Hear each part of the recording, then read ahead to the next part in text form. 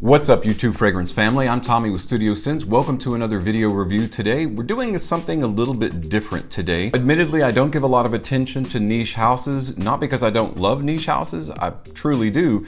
It's just that I think sometimes they price themselves outside of what I consider reality for modern man and the plight of the average everyday man. I don't know about you, but my budget doesn't allow me to buy a $200, $300 fragrance every time I want to find a new scent. But there are a few niche fragrance houses that have made themselves financially accessible, a little bit closer to designer fare than the average niche house. And what I mean by that is their offerings are a little bit more crowd pleasing and a little bit more accessible and hyper versatile for everyday average situations, instead of just sitting in the corner of a hookah lounge during a poetry slam smelling your scab of a wounded thylacine. Just normal average everyday scents turned into bona fide wonderful medium through the niche brand itself. So when we come back, we're going to take a look at 5 fragrances from one house, the niche house of Aqua di Parma, that and more, so stay tuned.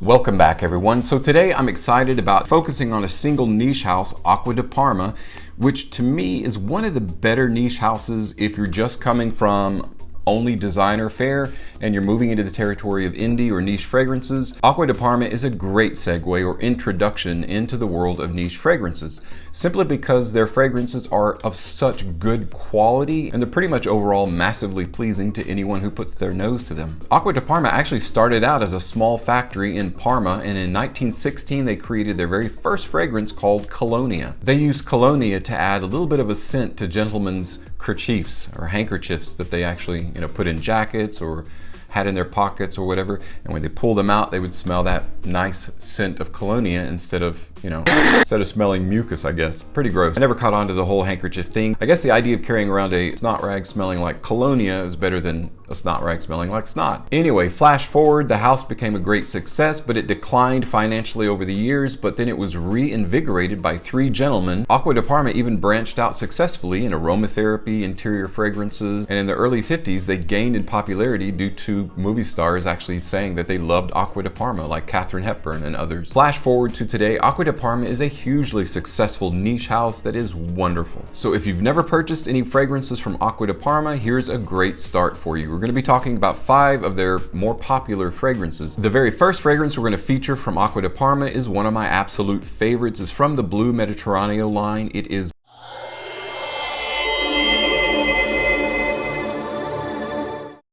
all you got to think about when you think of Orionia D Capri is oranges. It is very, very citrus and orange forward. You've got bergamot, you've got grapefruit, you've got 2 kinds of orange, just regular orange, and then Sicilian mandarin orange. You've got cardamom and petitgrain in the heart, and caramel and musk as the base it's resting on. Super rich, very defined and refined. You may notice at certain discounters this fragrance is listed for women. That is wholly incorrect. It is a unisex fragrance. A lot of Aqua di Parma fragrances are made to appeal to a broader audience, therefore they are going to be unisex. But there's a very masculine vibe with this. You could actually say it is an appropriate unisex fragrance. It's more citrus based. So does citrus have a gender? Not really. Like, as many females enjoy citrus as males, so it doesn't really specify a specific gender in the actual scent profile itself, which is a great thing, so anyone can wear it. It makes it even more versatile. You might think the smell of a realistic yet musky Mediterranean orange is a wholly casual fragrance and smell, and normally I would agree with you. But there's a refinement to Aqua di Parma fragrances that when you smell it, it's almost like they've infused it into the DNA of each of their fragrances, so that when you smell it, you could actually see someone dressed up wearing something like this and you wouldn't even question it because of the way the fragrance carries itself, because of the body of the fragrance. You'll notice that about all of Aqua di Parma fragrances. Once you get your nose in Orionia D Capri, you'll know right away why it's one of the more popular of the Blue Mediterraneo line. Flash forward to 2006, we see the release of another fragrance in the Blue Mediterraneo line, and it also becomes extremely popular. It is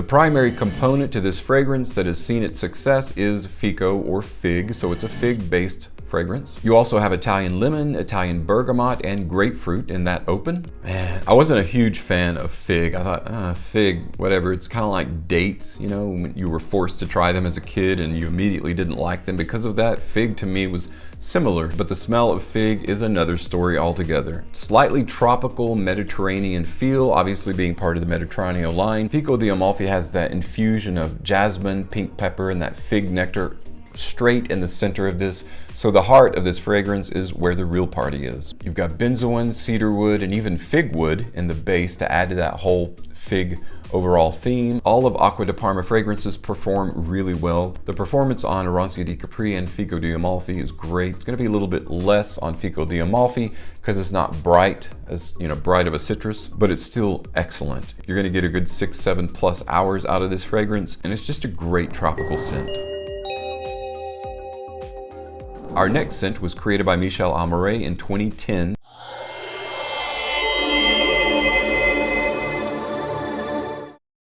Essenza is one of those eau de colognes that you wonder why it's not an eau de toilette, because it lasts and lasts. It's got some really good performance out of this. Surprising performance out of an eau de cologne. You've got lemon, orange, bergamot, mandarin, grapefruit, petitgrain, and neroli all in the open. You've got rosemary, lily of the valley, jasmine, rose, and clove in the heart, resting on a base of vetiver, patchouli, white musk, and a little bit of amber. This fragrance to me is almost like fragrance poetry. It's like the very essence of summer encapsulated and captured and bottled. Colonia Essenza is one of those eau de colognes that when you spray it on, you're overwhelmed with a pure, fresh, bright citrus and neroli. The neroli note is the largest contributing factor into the overall body of the fragrance. It's the one that you get the most out of.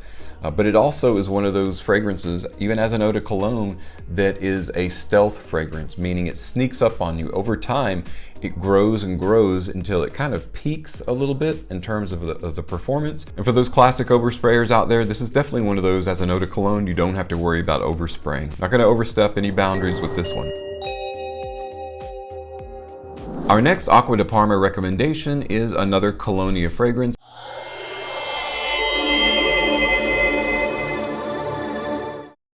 Colonia Pure came out just last year, 2020, so it's relatively new to the family of Aqua di Parma fragrances, the Colonia fragrances. This one has that typical open for most of these, that is Italian bergamot, you've got lemon, you've got grapefruit, and this one has a little bit of pink pepper in the open. Then you got a nice spicy mix of a floral lavender and a spicy clary sage, resting on a very light base of vetiver and woods. So as you can imagine, this one is a little bit more greener than it is citrus. Wearing Colonia Futura, I think of it in terms of, let's say you're walking through a orange orchard, and you go through the orchard, and that's where you get your citruses, and then you start walking into a deciduous forest. The trees are thicker and more hooded, and you've got some more undergrowth and vegetation, so you get a little bit more green and a little bit more vegetal, and that's where this rests in the dry down. So you have a kind of a nice mix. But then finally, the final resting place of Colonia Futura is definitely a greener, more vegetal fragrance. And it's super fresh. It's just like breaking open a vine and just smelling that fresh green while you're standing in that orange orchard. Unlike Essenza, this one is a little bit heavier musk and a little bit more dense. So you're gonna get better performance and better longevity out of this. Plus it lends itself a little bit more to upscale than it does casual. But it's great for either or. Again, all of these are extremely versatile. And I think that's what makes Aqua di Parma such a great company, is because they infuse that hyper versatility and that hyper realism smell of the fragrance in each one of their bottles. Our last recommendation for the house of Aqua di Parma is also another Colonia fragrance.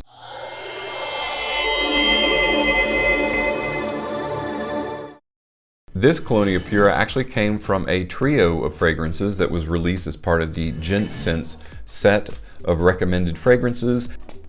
I'm actually wearing Colonia Pure as my scent of the day. Such a good fragrance. The best way I can describe Colonia Pure is if you were to take the best aspects of citrus-based Aqua di Parma fragrances, vegetal-based Aqua di Parma fragrances, musky fragrances, and blend them together, you would come up with Colonia Pure. Quality is so good and dank in Colonia Pure, you'd almost think it's an aquatic fragrance. It opens with a really fresh burst of Italian orange and bergamot and Paraguayan petitgrain. So which is just like a orange oil. So it's got a really strong, pure essence about it, thus Pura. You've got Russian coriander, jasmine, sambac absolute, French narcissus absolute in the heart. You've got Virginian cedar, Indonesian patchouli, and musk in the base. Again, Colonia Pure is the tangent at which all of these fragrances, all of these 5 meet. They all come together and combine into this fragrance. If I had to recommend any of them out of this list to get first, probably would be Colonia Pure. And then next up, or maybe in tandem, would be the Orionia D Capri, because I freaking love orange. It's just such a realistic, fantastic orange fragrance. And then the rest of them, of course. Again, Colonia Pure performs really well. It's a little bit less stout than the other ones, so you're not going to get the longevity out of it that you do the others, but it's a fantastic fragrance nonetheless, just like all of them.